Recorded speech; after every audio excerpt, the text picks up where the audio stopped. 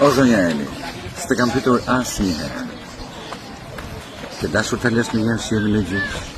A, ti kemi në kushin këtu tani. Ti mendon ti themi të gjitha? Të gjitha. Të Mos them që pa thënë shqiptarëve. Jo. Ke dashur apo jo? Po, shumë herë. Vërtet?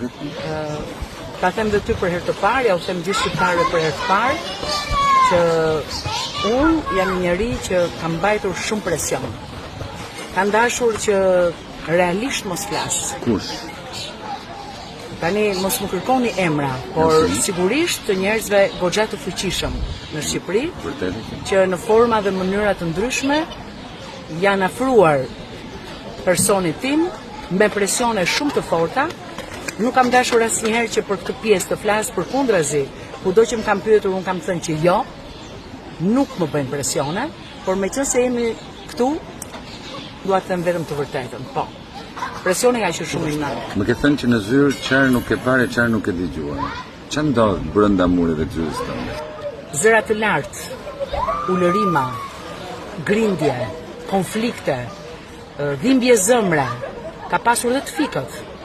Vërtet. Më është dashur të trazë ambulancën. Mos tem nga ndonjëherë dhe policinë e shtetit. Dhe janë vetë ata dëshmitarë, ku telefoni e tyre tingëllon her pas here, ju lutem sillni patrullën. Po para 3 javësh ndërkohë që më bëj emisionin, që vazhdoja programin. Ja pra, ai është rasti.